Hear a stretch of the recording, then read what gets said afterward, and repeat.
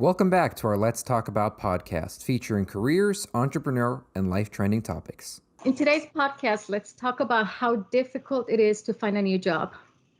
For those of us that have changed careers or moved to other states or other locations and are searching for a job, we all know how stressful and challenging and painful this process is. And every time we get rejected, it hurts even more. Now imagine coming from a completely different environment like the military, with strict discipline, with different corporate cultures, with different structures. And now those military personnel are trying to make a new life in what we call the civilian life. Imagine what challenges they face. In today's podcast, we interview the most disciplined teacher. He has spent most of his career educating in a military environment. His entire background is the military. He's now transitioning to civilian life. And boy, is he finding that finding a job in civilian life is very challenging in today's world. Today, we will meet Mr. Corey Fogle. Welcome, Mr. Fogle. Thank you so much for taking this interview and for sharing your experience with us in hopes that other military personnel can realize that they're not the only ones facing these challenges. Well, thank you for having me. So tell me a little bit about your professional background. Did you study in one of the academies as well and then stayed in the military environment, or did you just move into the military environment for your professional life? No, I moved in as a professional career only because, my dad was a 32-year retired Navy captain. My mom was Air Force. And in college, I really didn't know what I was going to do with my major. And I ended up wanting to go aviation in the military and went to the recruiter. And they accepted me to become a pilot. So after graduation, I went down to officer candidate school in Pensacola. Pretty much 10 days after graduation from college, and got commissioned September 7th, 2001, and went straight into flight school. Got my aircraft of choice, which was nice, and got to spend the next 10 and a half years flying it out of Norfolk, Virginia, and then got tasked with becoming an advisor to the Afghan ministries for 5 years. So 2 of those years were in Afghanistan. The other 3 were learning how to speak the language Dari and also learning the culture, etc. And after that, I was lucky enough to go teach at the United States Air Force Academy for 3 years prior to my retirement. Are you teaching freshmen, I believe, or are you teaching different? I had 2 classes. I was teaching freshmen and sophomores in the core course of military strategic studies. And I was the course director for the seniors level course of wargaming, where I would have them design their own scenario in their own war game, and they would end up playing it as their capstone project for the semester. Now, I personally, my ex-husband was he studied in one of the federal academies, the Merchant Marine Academy. I know how strict studying that environment is. I know discipline is definitely something that is, I would believe, the hallmark of that experience.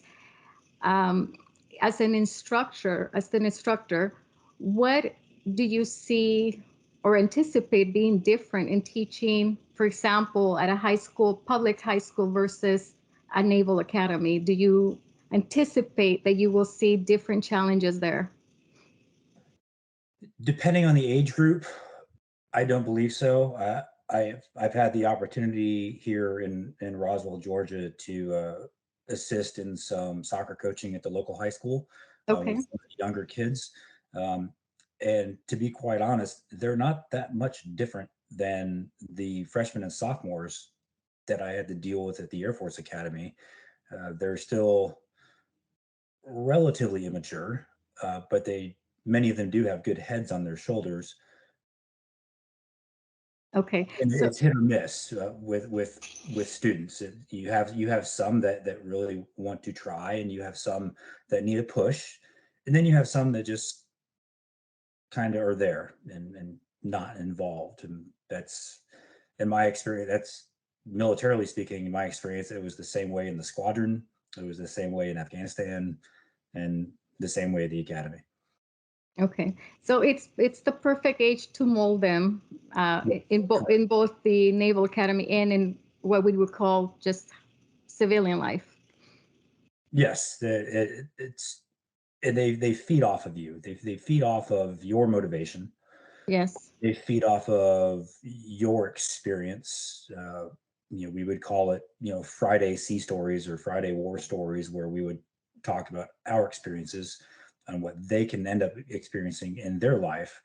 And for me, I've been through tons of things even before the military that I was able to explain life experiences to them and humanize myself to the cadets. So it wasn't just Lieutenant Commander Fogle sitting up there in his uniform. It was Corey Fogle, who is just like them. I was where they were at some point, and it makes them open up a little bit more if you can make yourself more relevant to where they are in their life. So is your teaching style sharing your personal experiences and hoping or finding a way to connect with them personally in the classroom? Absolutely. Okay. Absolutely. And it's something that I took, I may not have had it in my early military career, but I took a lot from my first boss in Afghanistan, who was a Danish one-star General Danielson. And he had a saying. He would call it being Danish direct, which means don't hold back. Don't keep things inside. Tell it like it is. And you'd be surprised at how receptive students are when you tell it like it is. When you're putting yourself out there, and that's what I did with my cadets, and that's what I did with when I was a flight instructor. That's what I did with my flight students. Uh, then they tend to loosen up a little bit and are more open to your advice. And conversely, I'm open to their advice because I'm not always right. And sometimes they may have an idea that I didn't think of. And I had plenty of that at the Air Force Academy. I had plenty of that in the aircraft. And it's always nice to learn from somebody else. And talking about your cadets, one of the, I guess, experiences you had, as we all experienced this last 2 or 3 difficult years with this virus, you transition as well in the academy into virtual classrooms. And I believe you had some very difficult experiences as a teacher, seeing your students suffering emotionally with the changes. Without going into details, would you share with us how this experience shaped you as a teacher, as an educator? It was difficult on multiple levels. More so for the seniors who, in the wargaming class, the whole class was predicated upon being face to face and working as teams and executing their mission. With the freshmen and sophomores, it was very difficult for them being on Microsoft Teams every day, and they had a specific time that they had to log in and they'd have their assignments. Um, and you could see the toll it was taking on them. And that was that first spring of COVID when we went completely remote. And it didn't get better that following fall because we had to reorganize our classrooms. They were no longer allowed to sit as teams at a table. They were separated by 6 feet. And then we'd have cadets get contact traced or pop positive for COVID and not be able to show up to class. So they'd be behind.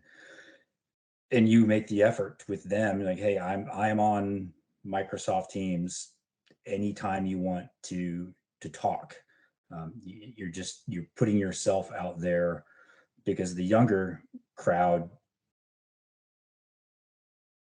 does not take it as easily as the older cadets did, and it was hard for them to go from living in a room with somebody, and now they're living by themselves, and 6 feet of separation, and literally half the academy was moved out into town, into hotels, so that they could have separation. And you saw it take its toll. So I had to take that as something, as a teaching method on guys and gals. This is the way it is. This is the way you have to understand that, one, this is for you. We're not doing this for us. And you need to, from a military standpoint, we have an acronym that we use called DAM class in aviation. It's decision making, assertiveness, mission analysis, communication, leadership, adaptability, flexibility, and situational awareness. And you have to be able to adapt to situations like this. And that's where I bring in my experiences of, say, my crash. And I say, you know what? I was in one, it sucked. I lost friends. But this is one step in your evolution of your education, and use this as a learning thing. What positives can we take away from this? What are the negatives, and what would you do to fix those negatives? And I think most of them took heart to it, and I'm still friends with a lot of them on social media, and they still contact me asking advice, and how things are going on my end, and what they can expect in their future in the military. Well, I think your reaction and the way you handle the situation with your students, and I think this was the perfect example of what separates a teacher from one of the great teachers, is that you're able to not break down, but be stronger, show them strength, teach them, and keep leading them so that they don't fall apart, as you mentioned, or they don't quit, or they don't have more severe consequences. And that's key. I remember one cadet. Well, I have two cadets that I remember specifically, and one, her name was Alexis, and test number one, she it's all online, and she completed her test, and they immediately get their score, and she came up to me at my desk in tears because she got a 42 on it. Oh. And I just told her, I was like, okay, calm down. Over lunch, come to my office. We'll figure this out. So she came to my office, and I told her, listen, this isn't the end of the world. You have plenty of opportunity to get your grades up. I'm not going to say, you're not going to get a B in this class,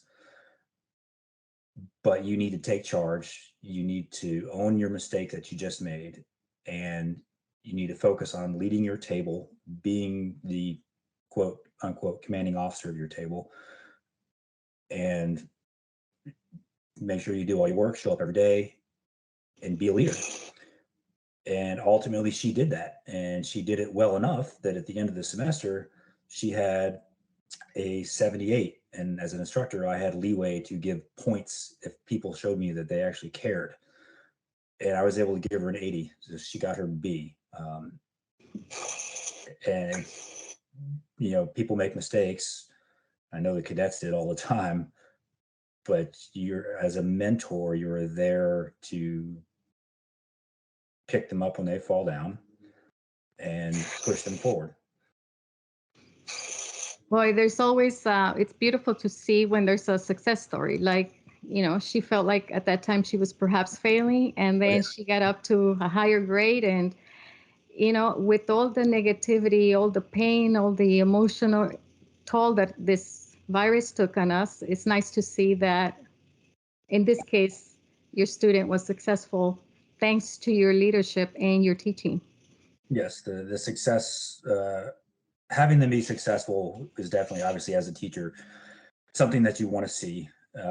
you obviously have the ones that aren't, but the majority are. And I would tell them first day of class every semester is, if you're here to learn about strategy and wargaming, but one thing that I would hope that 20 years from now, if you're talking with your buddies, you can say, hey, you remember that crazy Navy guy that we had at the Air Force Academy? And if they could remember me, that's a win in my book. That's beautiful. Now, thank you for sharing your experiences and your teaching style. Why are you transitioning now to civilian life? Is there a specific reason, or you just want to experience something new? No, I was mandatory retirement at 20 years because of because of the crash and my back surgery. So medically retired and got out. And now we moved here to Georgia because my wife works for the FAA, and this is one of their hubs. So we came here for her. She followed me for 20 years. Now I get to follow her. And it's been, moving in retirement, especially in COVID, is a pain. And then now that we're here, between job searching and doing all the VA stuff, it's a job in and of itself. So I've been lucky enough to make some contacts. I actually, within 2 weeks of being here, I had an interview in North Georgia that did not pan out, but I've made other contacts, which is nice, just making connections in a new place, in a new area. It's a lot different than the military brother / sisterhood that you had in the squadrons, because we really know not that many people here yet, but we're getting there. But this job search is something that's completely new to me. As you know, in the military, the extent of your job search is, okay, I'm up for orders, what's available? Or it's, okay, you're up for orders, here's where you're going. For me, when I went to Afghanistan, it wasn't my choice. I was voluntold. So it's completely foreign to me. And my wife has helped greatly with things like my resume and how to sort of translate my military mentality to civilian lifestyle, which I'm still having problems with. But I'm getting there. I think I'll always have that military thing. I know my dad did till the day he died. So something that I got to figure out.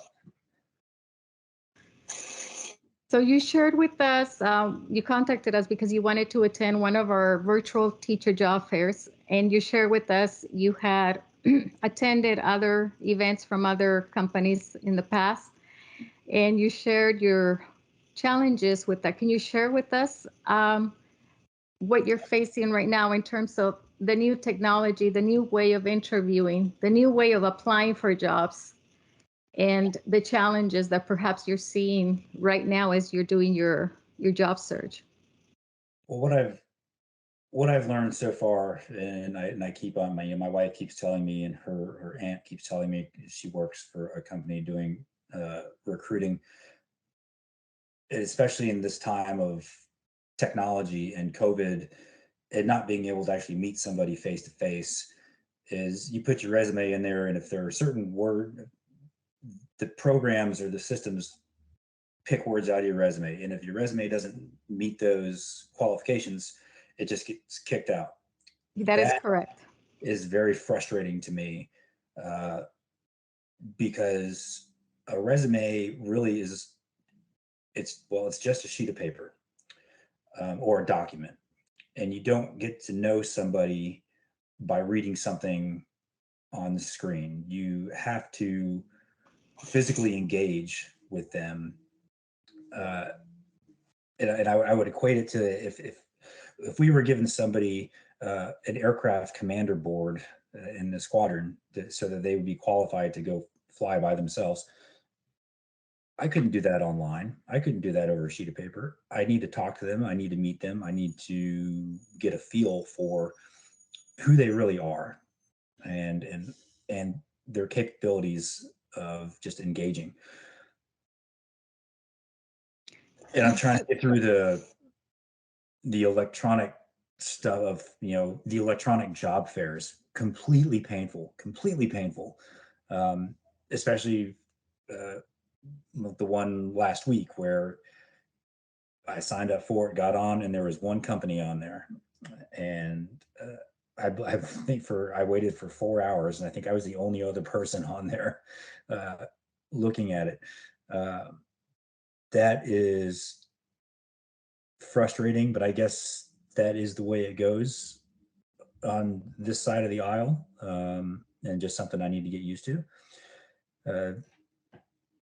The other taxing part of it is, especially on the teaching side, trying to get certified or having to get certifications. I understand that's something that probably has to be done, but then I also, in my own headspace, can't get through the fact that I was an instructor pilot and I was an advisor to the Afghan government, and I taught for 3 years at United States Service Academy, and you're not going to trust me to teach a bunch of high school kids. That's something I have to wrap my head around and I understand. I'm getting there. It's a slow process. Well, let me address a couple of things that you brought up and see if I can provide some information that may assist you and everyone else that's facing the same issues or similar issues. First, you mentioned the keywords. If you do not have the proper keywords when you enter it into a tracking software, yes, your resume will not get found. Mm-hmm. The second thing that many job seekers do not know is if you upload one resume, let's say you upload it for a math teacher, and then you want to apply for an English teaching position, you may want to do a second resume, focus more on your experience teaching with English teaching. So upload multiple resumes. Mm-hmm. The third thing is you need to refresh your resume. So when a recruiter in our website, for example, they'll type in state of Georgia or a zip code, and then they'll type in the keywords, for example, high school teacher. And then they'll type in, it pops up, we have 1.5 million resumes in our database. So for Georgia alone, we must have a couple hundred, probably a couple thousand resumes. So all of this show up. So they have a filter where they can say, I just want to see the latest ones from 10 days ago up to now. So you want to be uploading your resume, not just once and leave it there. You want to be upload it, delete it, upload it, so it's fresh on the date as well. Okay. So some few tips regarding the keywords in the resume. In regards to your resume is a piece of paper, I completely agree. I have been doing recruiting for 20 years, and it is extremely painful to see that top talent is not found or is not interviewed because there is an error or that person perhaps didn't express themselves or show off enough on a piece of paper. And that is the goal of this podcast. And this is why I created this career podcast, is because we need a voice. We need to hear, for example, in your experience, how many teachers are during the worst pandemic in the worldwide still teaching, still leading their students, instead of saying, I'm taking a sabbatical for 2 years. I know many teachers did that for many reasons. And of course, we respect everyone's decision. But in your case, if you were able to stay with your students, if you were able to get a student that went from a low grade to a high grade because you stay with them, you motivated them, to me, that's true teaching. That is what you want in a classroom, in a high school level, or in a public school, in a private school. So school principals, superintendents listening to this podcast, don't just read his resume, don't just read his military academy, which in my experience that experience is invaluable. It's truly an asset to any school. But also listen to his experiences, listen to his teaching style, listen to him being still in contact with the students. That tells you that this is one of those true heroes in the classroom. Now, you want to work specifically in the state of Georgia, is that correct? Yes, ma'am, that's correct. Okay, so there are some schools, some in different states, that will allow you to teach in the classroom while you're getting certified. My experience has been that many schools, for example, in California, are willing to do that because there's not a lot of teachers applying for jobs. So they want to get teachers in the classroom. There may be some schools in Georgia that will accept you to teach while you're getting the certification. Others will have a strict, you need the certification before you teach, but you can ask the schools directly. And when I connect you with some of the schools, I will make sure that that is addressed. Unfortunately, yes, the schools, principals, and superintendents, one of their burdens on their shoulders is there is talent out there that, for example, some teachers are moving to other states and they don't have the certifications, and they can't just hire them because the state demands that they are certified. But I completely agree with you. If you were able to teach in the military, which in my opinion is extremely difficult, you should be able to teach in a civilian classroom.